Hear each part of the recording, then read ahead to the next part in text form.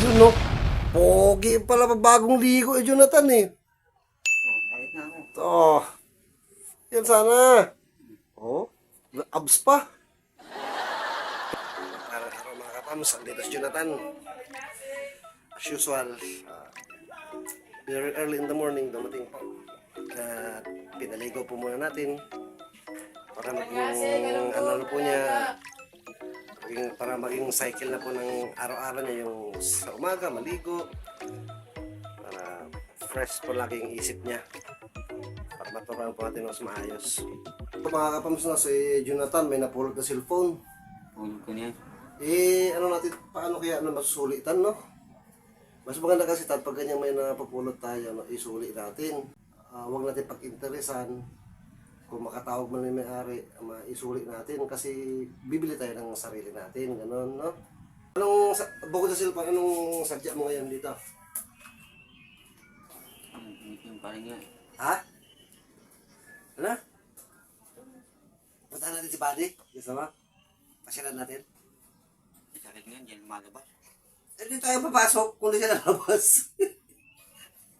Ano? Gusto mo? No, wala ka. Pasyalan natin mamaya. Wow.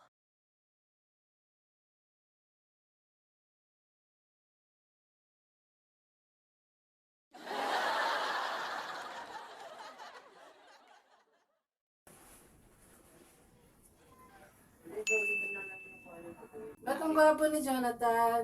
Naligo nga ako. Fresh na fresh. Bagong Dapat ligo. nakulayan ka pala muna, no? Para nakulayan yung puti-puti. Mamaya, kulayan na, tapos No? banlawan na lang buhok. Tana, pwede. May Tutubo rin pangkulay dyan eh. Sana pala nakulayan ka muna.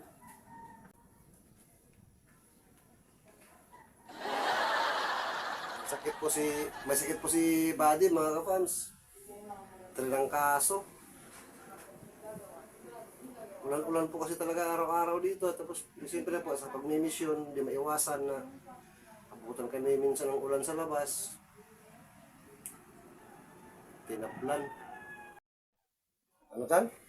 Yung yakap mo, maawa ko magkasakit ka dito. Hindi naman makakahawa yung ano naman yung sakit ni Buddy. Lagnat lang. No? Lagnat lang yun. Kaya ni Buddy yun. Puntahan natin. Pasya lang.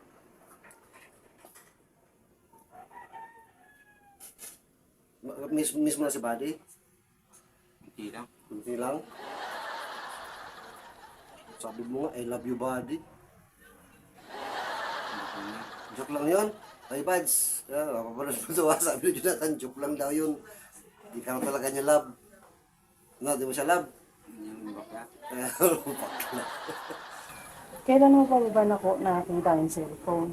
Ano? Yung pangatlong araw ata na yun. Pangatlong araw na yun? Pangatlo na. Ngayon? Oo, pangatlo na. mo na yan. Tumatawag na yan. Tapos, tawag ng tawag eh. Ring ng ring. Tapos,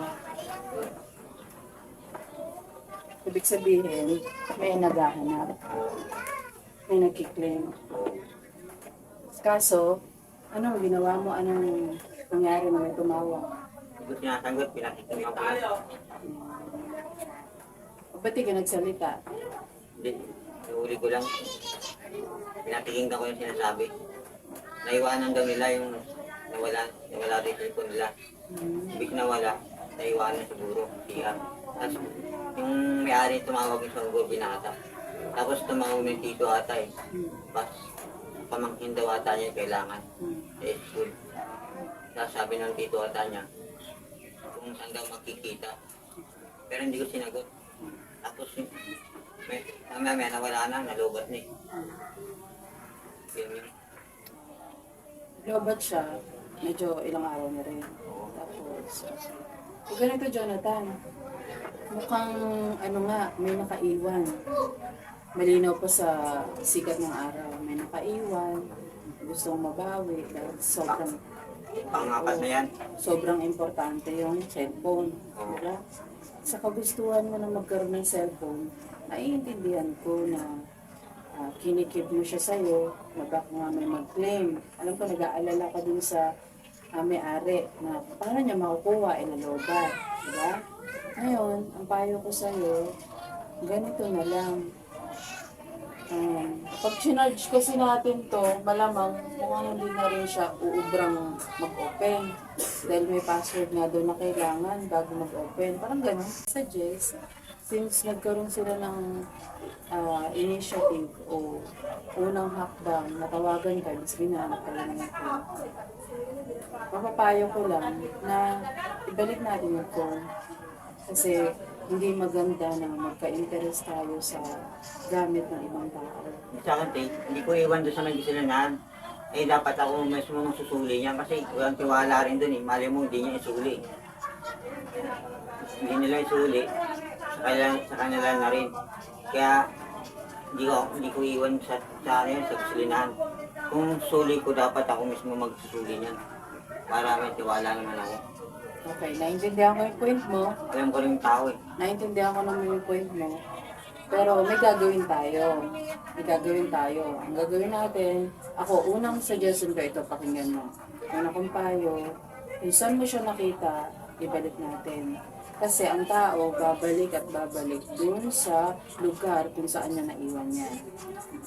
Ang bawat kumpanya ay may policy na kung sino, customer yan, nag-CR sa kanila, nagpagasolina. Kung sino customer ang mawala na may maiwan, iwan lang din sa office nila. At pag may nag-claim, ibabalik din nila yon. Tutulungan ka namin na kakuhanan sila. Para kung halimbawa, ano man ang mangyari, meron tayong proof na sinuli nyo yung mobile sa kanila. Okay? Yun ang unang ko payo sa'yo. Unang-una isolid talaga doon sa may-ari, sa pamamagitan ng gas station. Sila na, ibig sabihin, inaalis namin, tinutulungan ka namin na maalis yung alalahanin sa'yo. Hindi ba na kailangan pag-interesan yung phone na hindi naman sa'yo? Isusoli mo siya din sa gas station kung saan nila naiwan. Ngayon, sasamahan ka ni kuya mo, kasi hindi naman tayo kasya tatlo sa motor, samahan ka ni kuya mo din sa gas station, at kukuha na natin yan para may kahawak ka video kung gusto mo pa. Video natin na isinuli mo doon sa gas station para kung ano't ano man, meron tayong hawak. Okay? Hindi ka namin pababayaan. Ayaw namin makahamak ka kasi. Kaya isoli natin sa lugar kung saan mo makita. Ha? At si kuya mo marunong makapag-usap yan. Kung sino ang nakausap nyo, sino ang kumuha, sino ang ginagawa nyo. Okay? Kasi kung ikikip mo yan, hindi mo naman yan magagamit, mapapahamak ka pa. Sira na, hindi pa nag-open kahit charge na siya. Diba? Eh wala eh. Siguro alala ko nga rin dahil nalobat na. Wala namang, hindi ka na matatawagan. Lobat ka. Diba? Yun na lang siguro ang paraan. Tapos sila nang bahala. Ano man ang, sila na ang responsible kasi binigay mo na. Wala ka nang isipin. Ngayon, sa kagustuhan magkaroon ng cellphone, ang payo ko doon, matutulan tayo maghintay. Ha? Tutulan tayo maghintay. Dahil ang blessing ay pupunta rin sa'yo. Makakamtan mo rin ang gusto mo sa tamang panahon. Pero hindi naman siguro katagalan, pero ang blessing niya na sa'yo makakamit mo yan. Matutulan tayo maghintay. Bago, walang problema, hindi ka mag-aalala, sayo yun. Okay ba yan? Kasamahan ka ni kuya mo, isasoli niya yung cellphone. Ha? Happy? Ano naman ang ka eh? O yung bagong ligo ka, mas maganda sa bagong ligo. Mas maganda pa kasi ka na makulayan ka din. Ha? Sa sunod na lang. Pupulingat yan. Ha? Lilitaw rin ang puting yan. O, pero matagal. Matagal. Kasi ano yung nabili kong pangkulay kay kuya mo para pang permanent siya. Kaya hindi ko pa rin nagamit sa kanya. Pagka kumulayan ko siya, nakulayan ka din. Sabay na kayo. So yun, may tanong ka ba tungkol sa cellphone? Wala na. Ipagkatiwala mo na lang sa iba yung cellphone na yan dahil hindi naman sa iyo. Pinadaan lang sa iyo, baka sinusubo ka lang ng langit kung paano mo siya i-handle. Ngayon, hindi mo siya kayang i-handle, kaya nandito kami para magpayo sa iyo kung paano gagawin. Anak, okay? Uy, nga pala yung video mo nung nakaraan, ang daming masaya, ang daming natutuwa. At sabi nga, very good si Jonathan. Good job, Jonathan. Tuloy-tuloy mo lang daw yan. Napanood mo ba yan?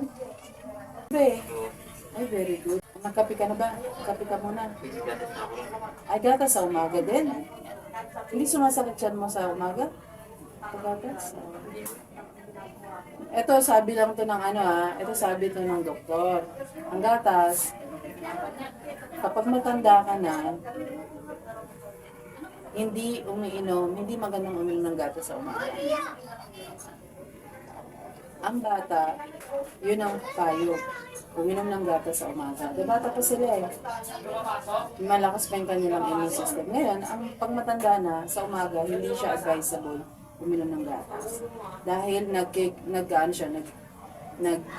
nagsasanhi siya ng tawag dito, yung acidity sa sikmura, mga ngasin.